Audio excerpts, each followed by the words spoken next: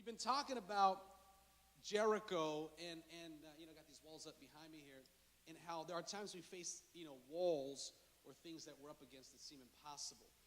And we're looking at the story of Jericho, where God sets them apart to be people that don't just settle outside of God's promises, but are willing to go into the things God promised them. Someone say, be the exception. And I think that the days that we're living in, like if you just, all you got to do is plug in to, what's happening around the world, plug into what's happening in our country, plug into just life, and you'll find out that I believe today what this world is in need of is some people that are willing to be the exception and live an exceptional life. Some men, some women, some young people that are just not like, I'll just go with the flow and I'll kind of just do it like they do it. But people that are saying, you know what, I'm willing to be the exception. I'm willing to just not like flow with the current of what's cool, but God, I'll go ahead and even go against the flow if it may be, and be the exception. Because I think that if we're going to see something happen, and if you're going to see something take place in your life, you're going to have to be a person that says, I'll be the exception. Now, what is it to be the exception? I'm not talking about getting off easier, like everybody else got to work except me, living the dream. No, that's not what I'm talking about. I'm not talking about like getting off easier, or everybody else got to do it one way except me. I got a cool pass or something. I'm talking about being the exception that goes beyond the norm. The word exception literally means it's something which goes against the norm. To be the exception is everyone does it this way, but I'm going to be the exception and go ahead and stand out from amongst just fitting in. Because see, it's really easy, and let me just give you some opening thoughts here before we get into the text here that we'll break down. But it's really easy, guys. It's really easy, church family, to just go with the flow. It really is. It's really easy to just kind of just flow with what's socially acceptable. It's socially acceptable, so I don't want to stir the waters. I don't want to cause anybody to think that I'm one of those people. I'm like one of those, so I'm just going to be cool, and I'm just going to laugh at the jokes, even though in my head I'm going, that's not funny. Or I'm just going to kind of be like, yeah, and your mind going, that's terrible. You're just like, it's really easy to just kind of just flow with it. Just kind of go in that direction, kind of adopt this. Well, it's socially acceptable to do that, so I don't want to be unsocially accepted. And so we tend to have this false sense, I'm going a little deep here, but stay with me, this false sense of acceptance, where it's like, I just want to be accepted, I want to make sure that they know that I'm kind of like one of them. And so I don't want to do anything that would make me feel or make me look like I'm not, kind of in that flow. So I'll allow what the cultural norm is, what's socially acceptable. Hey, everybody lies. You're like, yeah. And your mind going, no. Well, everybody kind of cheats here and there. And you're going, It's getting quiet, but it's okay. Just stay with me. Hey, nobody really lives for God outside the church. That's just kind of something you do for an hour and 15 minutes or an hour and 30 if Pastor Josiah gets excited. It's just, nobody really actually does that. That's that's just for it's just kind of, and so we'll have this full sense. We'll be like, yeah, I guess you're kind of right, and we kind of want to be accepted, and so we'll let go of the things that we know in our hearts, our godly convictions. We'll let go about the things that we go, wait a minute, I don't gotta flow that way. I don't gotta talk like, I don't gotta live, I don't gotta have the, you know what? I'll be the exception. Oh, come on now. I'll be the exception, and I'll go ahead and break form and be like, you know what? Nah. What if God called you to stand out in such a way that caused other people to be like, you are right. Maybe my acceptance sure I please my Father which is in heaven. Oh, somebody give God a clap like pleasing God is more important than pleasing. Because I believe we live in a world that is settling for likes that should be falling for love from our Heavenly Father. Oh, somebody talk to me. That maybe we're settling for likes when we should be falling in love. What God has for us. It goes deeper. Tell your neighbor, say it goes deeper. It goes deeper. You know, where God speaks to us, and you know, it's kind of like, it goes like everyone's doing it, or like, you know, just go with the flow. It's socially acceptable. Stay with me, okay? This goes to it. We're going somewhere here. Stay with, you know, goes with the flow. Or we tend to have like, well, no one's really doing it, so why should you do it? Well, no one's doing that. Why are you going to do that? You shouldn't have to take that responsibility on. That's their problem. So no one's doing it, so why should you? Like, God, why do I gotta be the one? You know, so just kind of don't do it. And so we're like, you know what, I'm not gonna do this. So, you know, why should I be the one to serve? Why should I be the one to share the gospel? Why should I be the one to have to pray for them? They're the ones that got themselves in that mess anyway. I know you don't think that, but maybe somebody else does. You know, like, why should I have to sit there and encourage them? I need encouragement. Like why should I? And we start to sit there, but God, I believe the times that we're living in requires a person who says, I'll be willing to be the exception. Somebody shout, be the exception. Come on, tell 3 people around you, say, be the exception, be the exception, be the exception, be the exception. Now, in the scriptures we just read, let's jump in with those thoughts in mind. The scriptures we just read, we find, you know, the iconic story of the nation of Israel, facing the walls of Jericho. Now, I don't want to assume that everyone knows the story. Again, you know, the story of Jericho is God takes his people out of Egypt. You know, he saves them, he delivers them, and he tells them, I have a promised land for you. In other words, there's a place I want to take you. And it's metaphorically speaking to every believer, because every believer here has a promise, and there's a land attached to the promise that God has for you. There's a place that the promises of God are going to be fulfilled. And so God brings them to the promised land.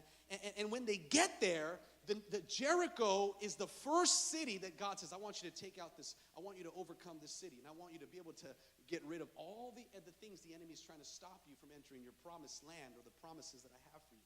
And so the walls of Jericho are these impenetrable walls. Now, the walls of Jericho are a metaphor, stay with me, for every single one of us here. Because we all, metaphorically speaking, will have some type of wall that the enemy is trying to put in front of your promises.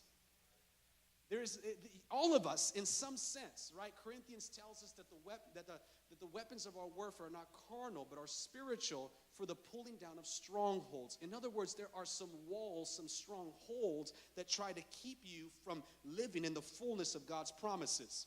Some walls maybe in your marriage, in your future, in your calling, in the dream that God put inside of you for a business or career. There are walls that the enemy tries to say, nope, you ain't going to get there.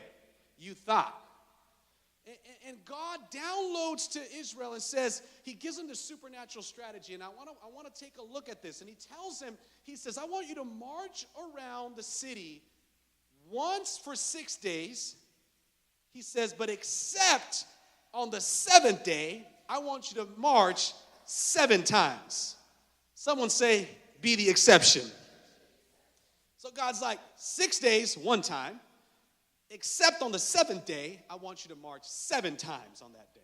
Now, if we're all honest, okay, let's have some real talk.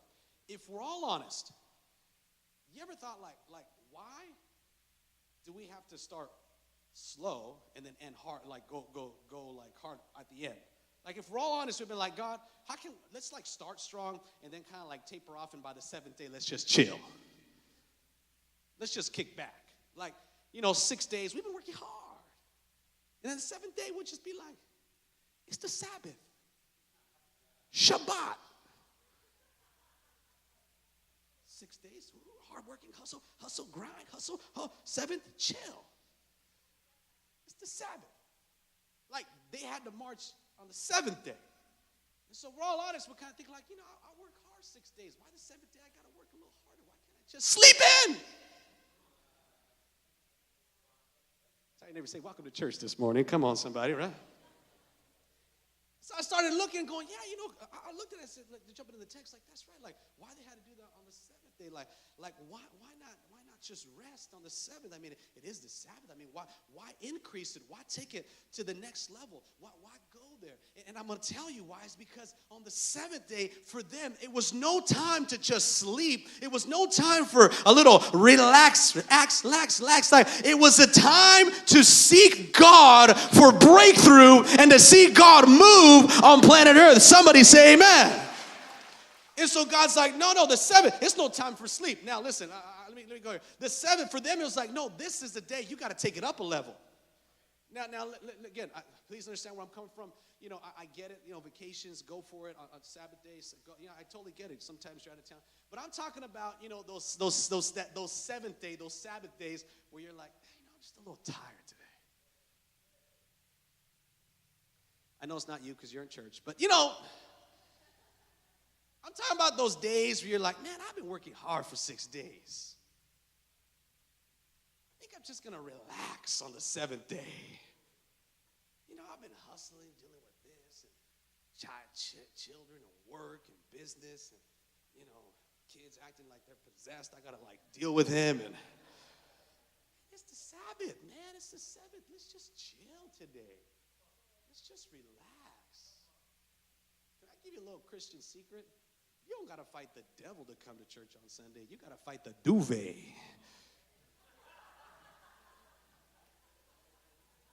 The goose down, feather down. Come on, somebody. That's your biggest battle. Thanks for the claps from downtown. Appreciate it. It's the goose down, feather down, bamboo pillow, memory foam. It's all memorized you. You're like, I'm right here. Why am I here? I'm cool. I think I'm just going to relax on the seventh.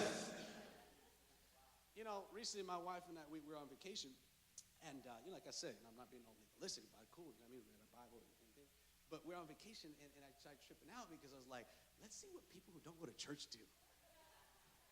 How many people watch it with me? And you're like, let's see what they don't do. And I was like, wow, people with their golf clubs, and people with their beach towels going to the beach and surfboards. And I'm like, wow, that's what people do, go to church. All right, cool, man, And I'm going to be honest, come hashtag real talk church. I was like, am I missing out?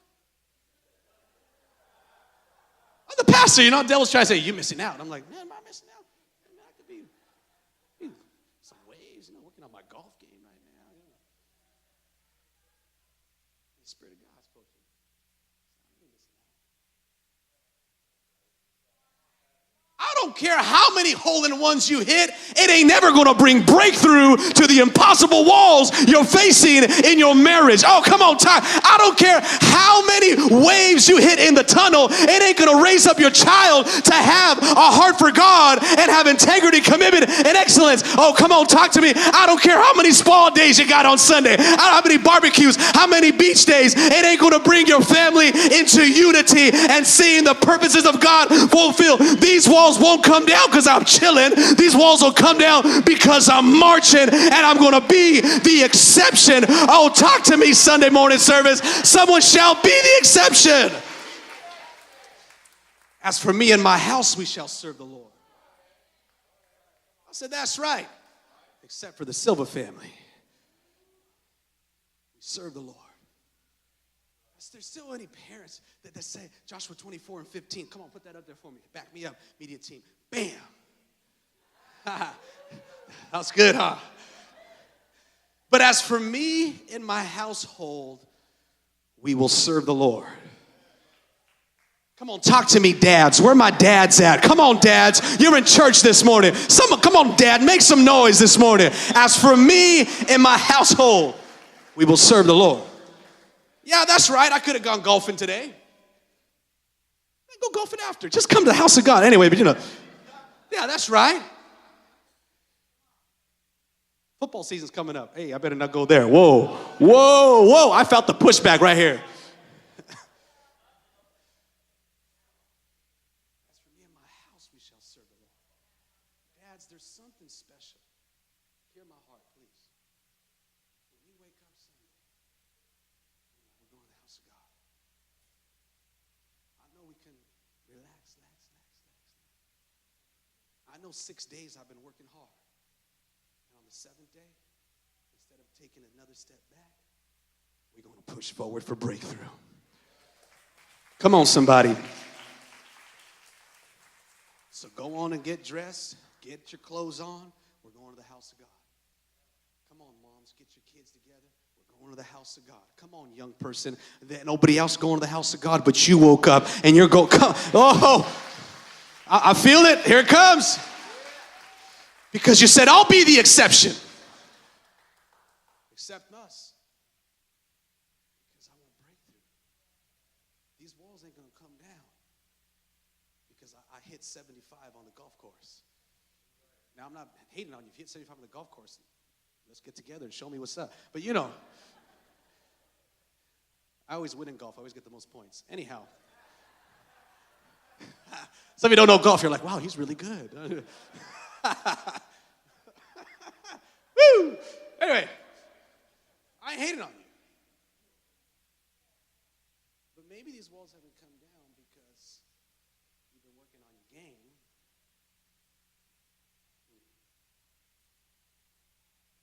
Come on, somebody. As for me and my house, we shall serve. Except me. You know, my son Judah, my kids, you know, their culture is all over them. And so, you know, maybe, I know your kids don't do this, but my kids will do this sometimes. They'll come and be like, but Dad, they get to do it. I know your kids don't, but mine do. You know, come on, talk to me. Come on. Well, how come we got to do that? And they don't have to do that. And this is what I teach my children. Because Silvas do this differently. That's not what Silvas do. And I'll tell them, but this is what Silvas do. Because the Silva family is different. Judah, you know, gives me that bear look. He's like receiving it, but he's like fighting it. You know, come on, somebody, you know. Because the Silva family is different. My daughter, how come we don't say those words? Because so-and-so says those words. Their parents, come on, I better leave that one alone. Come on, talk to me. I said, because Silvas don't talk like that. Except for the Silva family. Because we're different. Because we'll be the exception in a world that just wants to go to a culturally flow. Is there any families that will be the exception? Talk to me this morning, second service. Any families that are willing to be the exception, that are willing to take it even beyond not just Sunday morning, but is there any people here that say, as for me and my social media, we shall serve the Lord? Oh, I went to social media. As for me and my Saturday night, we shall serve the Lord. Is there anybody here that as for me and my Netflix, we shall as for me and my cell phone, we shall. I'm not looking over there. I'm looking at that light up there. In case you're thinking, is he looking at me? Why is he saying? I'm not. I'm looking at the light. As for me and my cell phone, is there anybody who would say, as for me and my marriage, as for me and my TV, as for me and my life, as for me and my mind, as for me and my mouth? Oh, talk to me, second service. Tell 3 people, be the exception. You see, when we're willing to be the exception, your family will release the exceptional. Because God can do exceptional things when we can be the exception. Somebody say amen. Now, I want to show you 3 things this morning. How God took Israel to, he says, except you. And all throughout Scripture, God kept saying that to Israel. He says, you ain't going to be like other nations.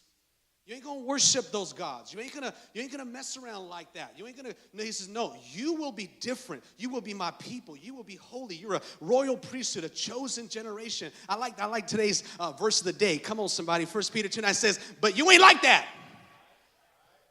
Tell your neighbor, say, you ain't like that. He says, you're a chosen you're a royal priesthood, a chosen generation, a people who will declare the praise of God. Come on, somebody.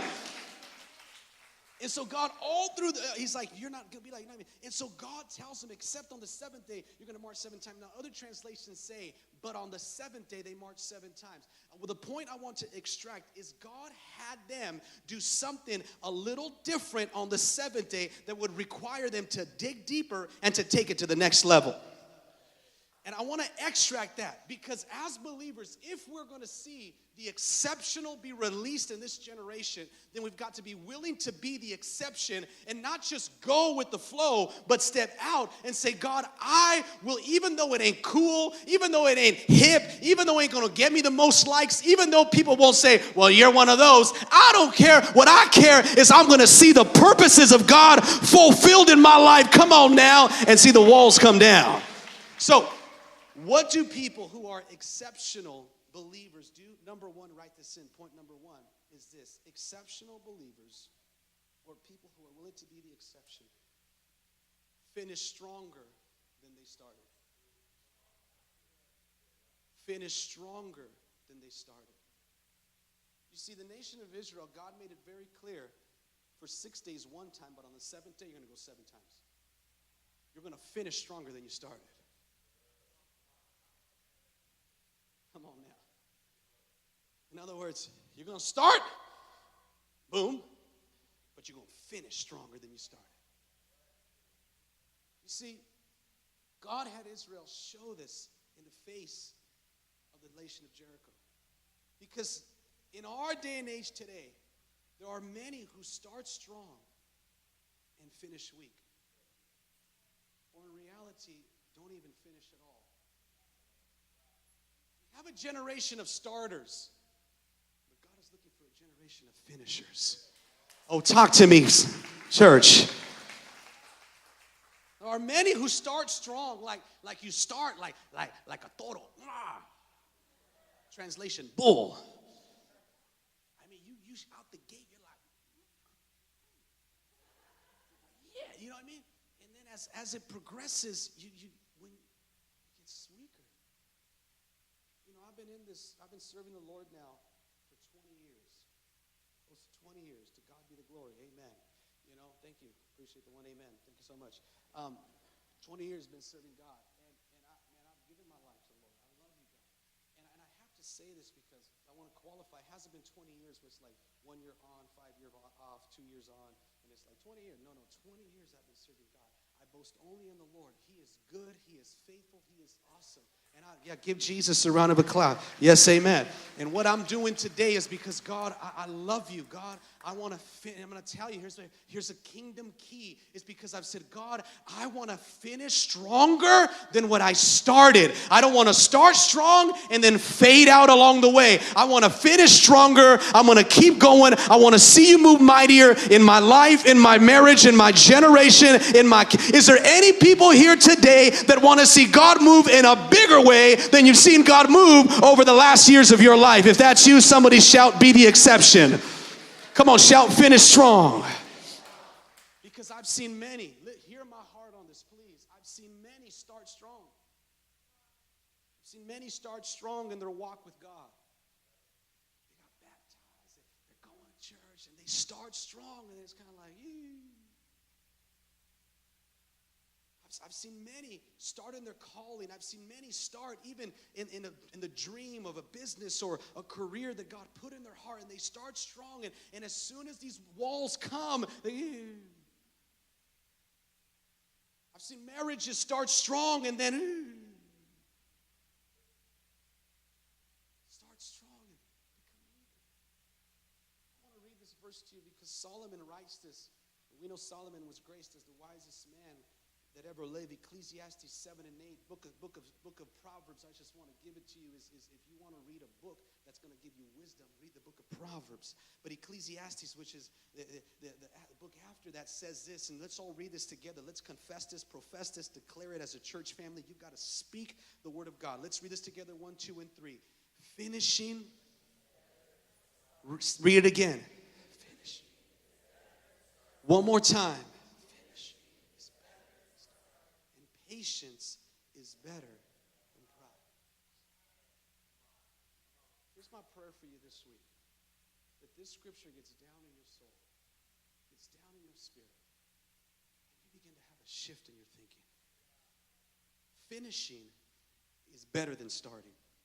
I thank God that I started, but I'm going to finish. I'm going to see the things of God be established in my life. Come on, marriages. Come on, married couples. Till death do us part. We started this thing, and we're going to finish this thing. And we ain't just going to, like, get there. We made it. No, we're going to get there in strength, from strength to strength, from glory to glory. Come on, it's going to get gooder and gooder. Tell your neighbor, say gooder and gooder.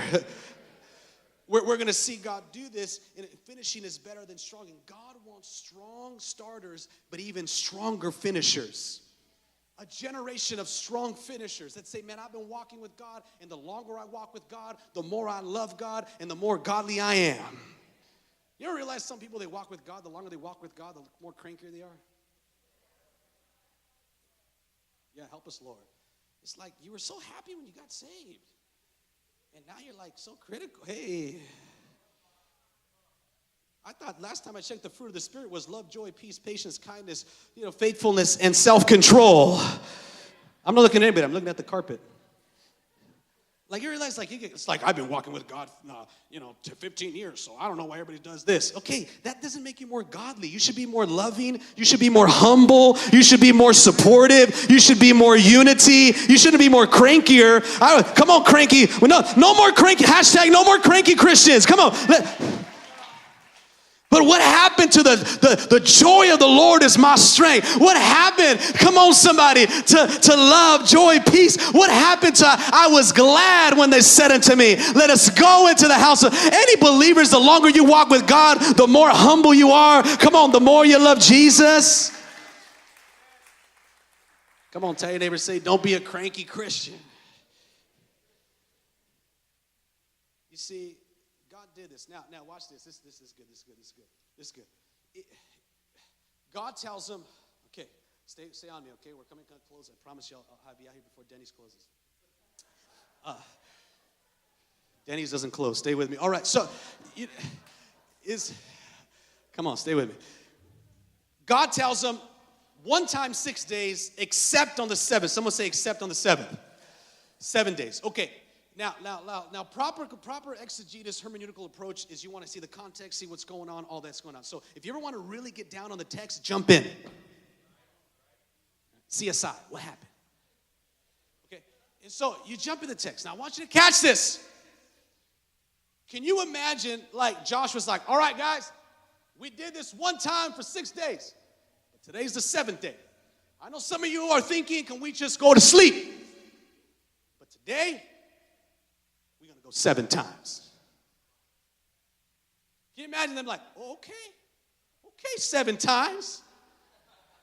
Like, all right, okay, so we're going to go 7 times. Now, the city of Jericho is 8.5 acres in size. So we ain't just going to walk around a building. People try to do like, we're going to do the Jericho walk, and they walk around a building, they do it 7 times, they think, this is awesome. No, let's see you walk around the whole city of Fullerton 7 times. Anyway, so we're going to do this whole, like, the whole day, the whole city. And so they're like, we're going to do this 7 times. So can you imagine? He's like, okay, so y'all better stretch. Okay, we're going to do this 7 times. Okay, 7. Man, 7 times. Okay. Whoa, man. Did you have your protein shake today? I don't want you passing out like last time. Last time I saw you, we're getting close on that one time. You're like, oh, come on. So like, did you have your protein? Did you have your breakfast? Okay, did you drink water? Did you, come on, enough water? 7. We're going 7 times, guys. Their mentality had to change. See, there's something in a believer who starts to think about finishing strong. They don't think short term. They don't think, I'm just trying to get through Sunday. No, they have a mentality. No, this is a marathon, not a sprint. So I got to have did I read my word this morning? Did I pray? Did I saturate myself in the things of God? Because I got to last. I got to make this. I want to finish stronger. I ain't just trying to get through tomorrow. I ain't just trying to get through this week. I'm trying to finish strong. I'm trying to see the blessing of God fall on a generation. I'm trying to see the things of God be established. Oh, somebody shout, finish strong. So they did it. Okay, so watch this. So they're like, okay, y'all, you guys ready? Because we need to do this 7 times today. You got to change your thinking. So, okay, here we go. Now they start marching. Here we go. All right, 7 times. They start marching. Now, let's jump into what Jericho, on top of the wall, what they were thinking. They're like, it's the 7th day. Here they go again, those Christians. Dad, those Christians are doing that thing again. Don't worry. We already know how it goes. They're going to do it one time. You're going to hear that. Just don't get. one time, get excited, you know, and then they're going to end. So it's just one time. Go back to sleep. Because remember, they got up early in the morning. Go back to sleep. So go back to sleep. Goes back to watching Sports Center. There's no Sports Center in the Bible days. I'm just kind of trying to contextualize. Stay with me, all right? So they go one time, you know, the whole procession of praise. Okay. And he's like, oh, snap. I think they're going again.